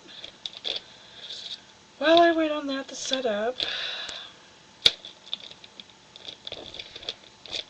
why don't you start playing with the wax, since most of you are doing the journaling and the scrapbooking and other mixed media techniques and stuff. You'll see that it's just unlimited to what you can do.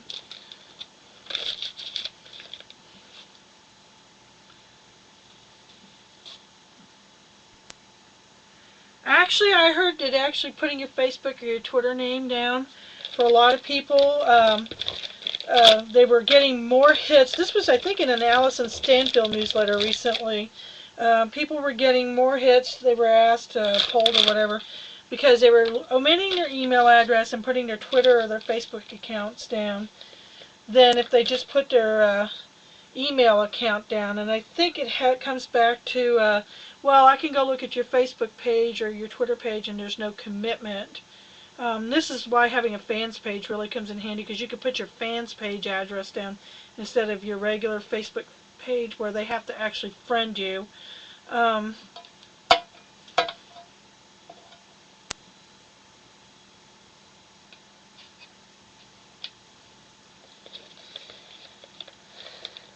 Whereas when you put your email address down and that's the only information you give them, they're kind of beholden to contact you, and for a lot of people that's really intimidating.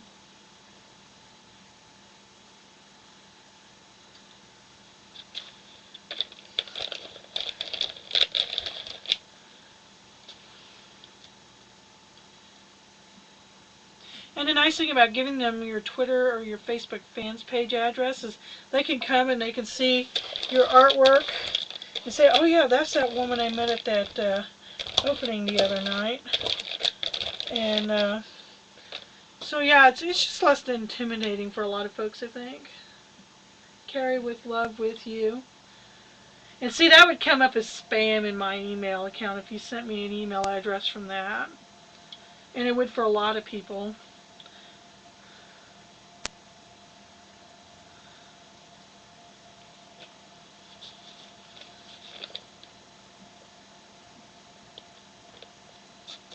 Let's see.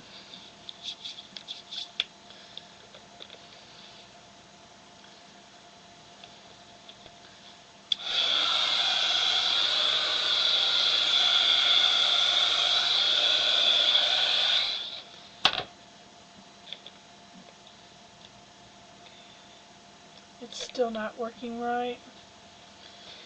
Alright, back to the drawing board. This pot's getting ruined, so I'm just going to dump this in it.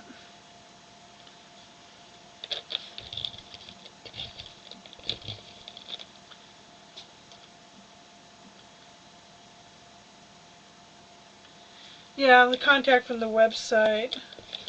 I've had people put their website addresses on there, but some websites don't come up very nicely.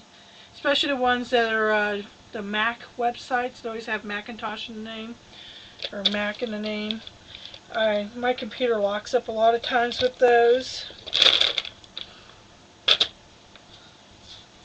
There's just so many things that you have to, in order to get people to come to your website or whatever, take into consideration. Keep a team of IT people in business just keeping up with all this stuff.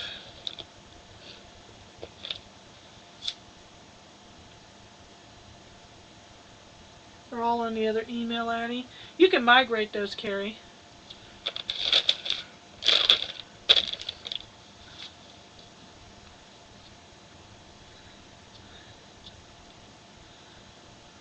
I saved my favorites to my hard drive. I'd have to go look at the computer and tell you how to do it exactly, but they're actually on your hard drive, and you can actually update and back up your new ones to your hard drive and migrate them. I don't use the Google toolbar. It drives me crazy.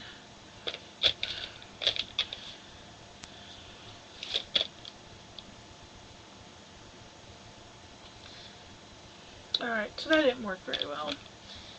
I'll work on that. I got it, for some reason it worked on this one. I think it might have been hotter out that day I did this. Or no, it was colder out. But I don't know if you can see the flowers raised.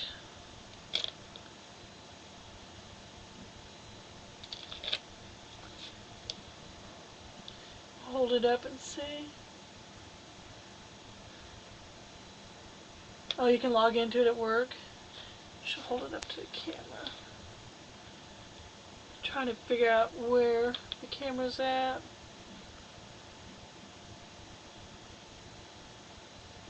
There we go.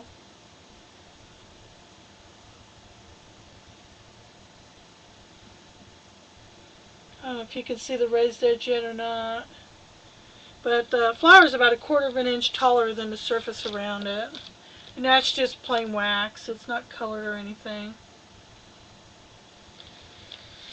I'll work on the camera technique over the weekend.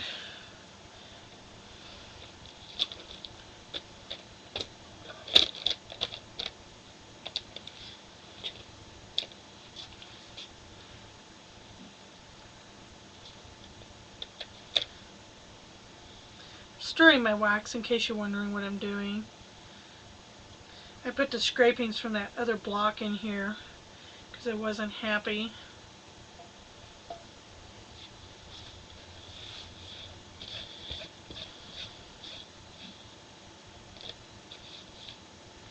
Trying to decide what I want to do. I think that wasn't it.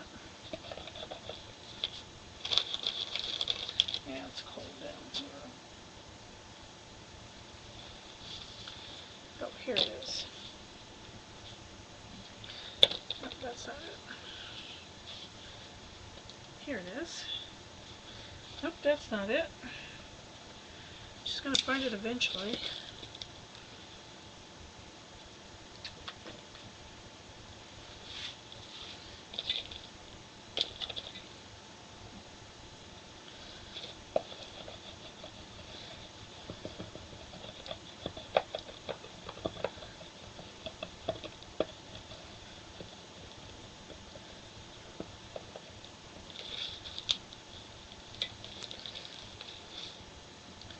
Want to use ice blue, yes.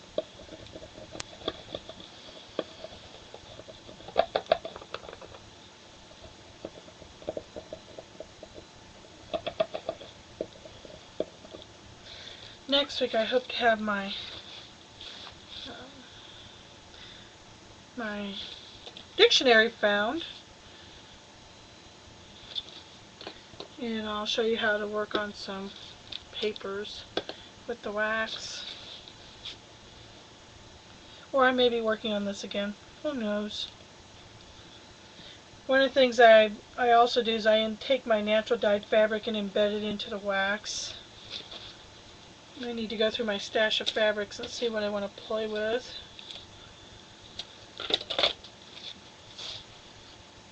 Kind of see? Yeah. Well, if everything goes well, Dalen, come Friday, I'll have that the extra long cord for the flip camera. Next week I might be filming from my flip instead. And it zooms in and out, and as you know, works a whole lot better than using these.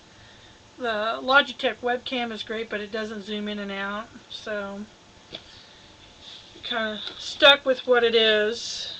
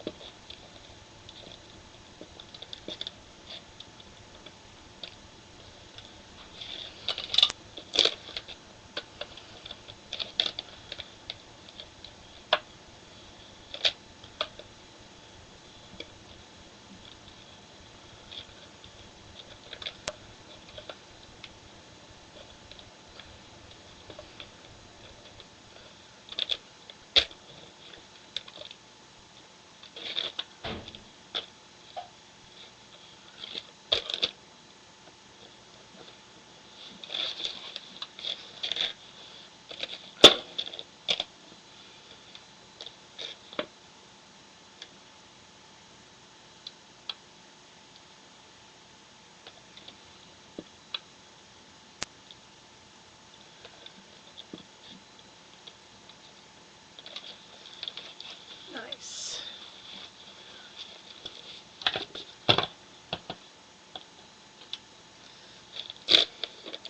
You can't see it in the camera, but it came up with the, I melted that kind of silver and the ice gray into the layer of wax underneath it. That looks like it's broken. Let me fix that.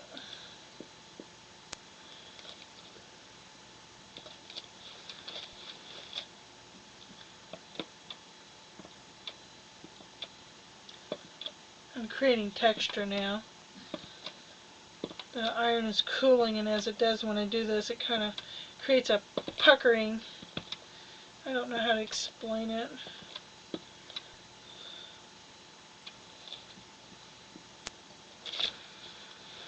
But you can still see my lines underneath it, and you can actually see them better now that I've taken the iron to it. It looks like crinkled cellophane, for lack of a better word.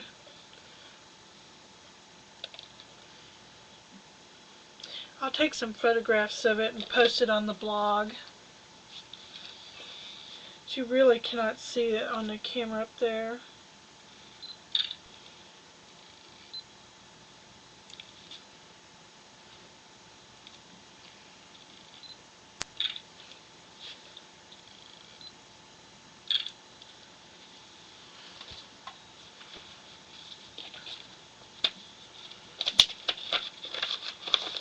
So who's on tonight?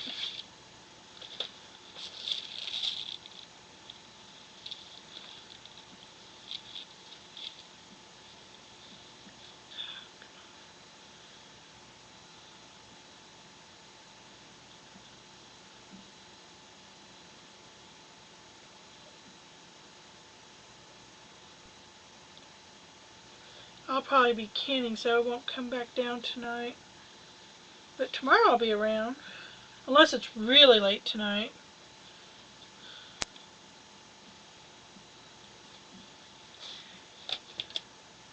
Pre-chat, Paula. 9 p.m. Eastern Time, that's 8 p.m. Central Time. We'll see if I'm in between canning bouts or not.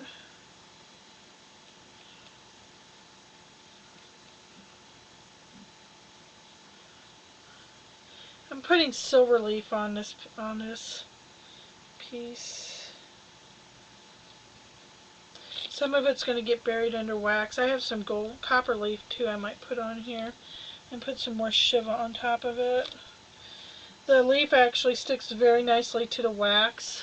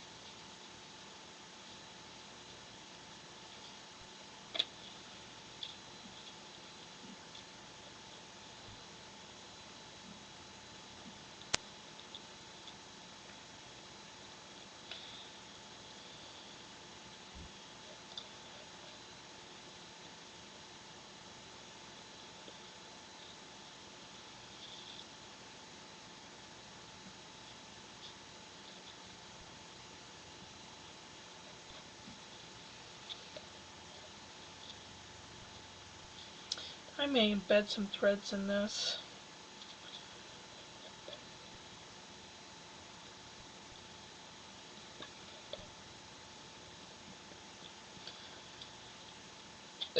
Excuse me.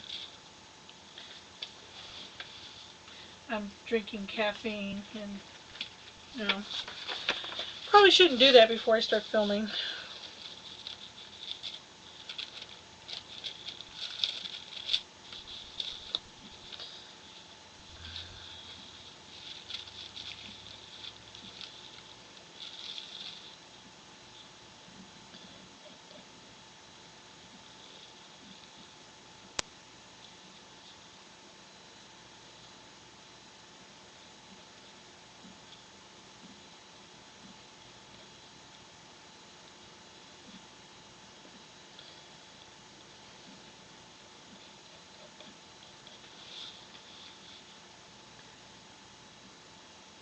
Gave no space for the email address.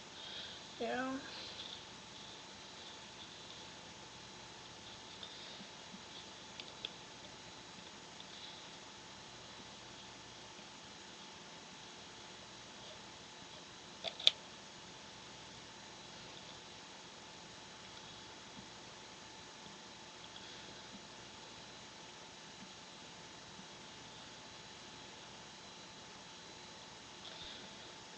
So now I'm putting a little copper leaf on.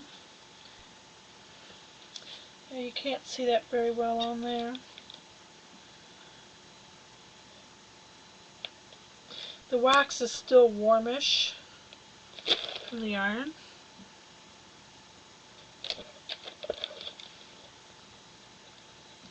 So as I'm pushing the copper and the silver foil, can you see that it's shiny?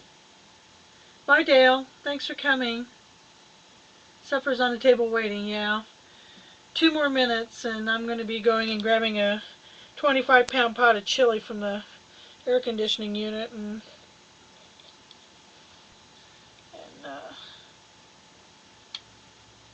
see, I want to go that way. Is that right? Yeah. Well, there's always one way to make sure your pot is off. Pull the plug.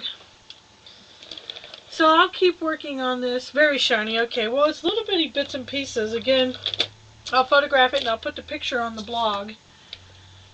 And hopefully by this time next week I'll have the camera light situation figured out.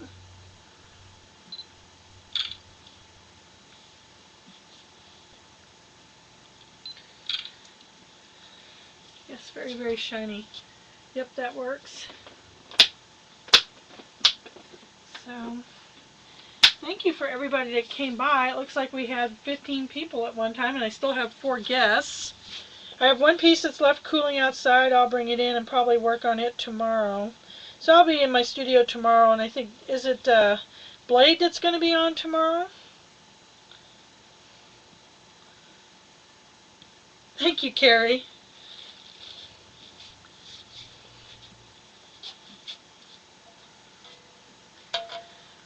Well, it's interesting doing this live. I haven't, it's like a lot like teaching in some ways. I start getting involved in it and start thinking, I'm like, oh yes, there's people watching. I need to remember to talk. That might be you. He's off for Thanksgiving. Okay. So I'll be checking in tomorrow. Oh yeah, I forgot to take the bird out of the freezer. We may not be having turkey tomorrow. That won't break John's heart. He's not fond of turkey, so.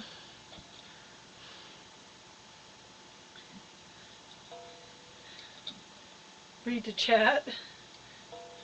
It was good to watch. Thank you for coming, Felicia. And you too, Carrie.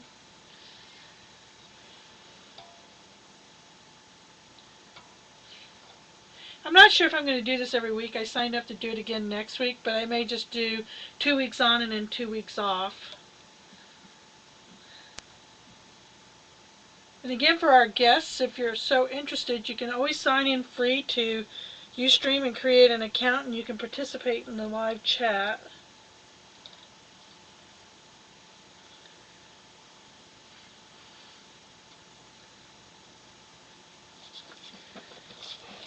I'm going to scroll down and see who's all here.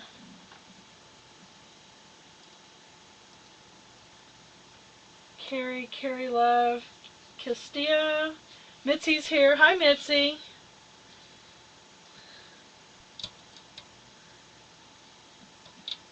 If you tweet it, we will come. I will tweet it. Dale Ann did it for me today. We are junkies. Actually, I was really glad that Dale Ann told me about this because now I have somebody to hang out with and talk about art stuff. Now, Mitzi, you're going to have to go to that place where you buy all these goodies at and see if they have any wax and stuff. Depending on if I find my dictionary next week, I'll be melting some crayons, actual Crayola crayons and stuff, and which is what I intended to do today, but my dictionary went AWOL. Mind you, this is a dictionary that's, well, it's an unabridged dictionary. It's huge. So I'm thinking melting the crayons and doing some of the other things I planned would probably be a lot more exciting for some people than just watching me create dots. It's a lot of fun.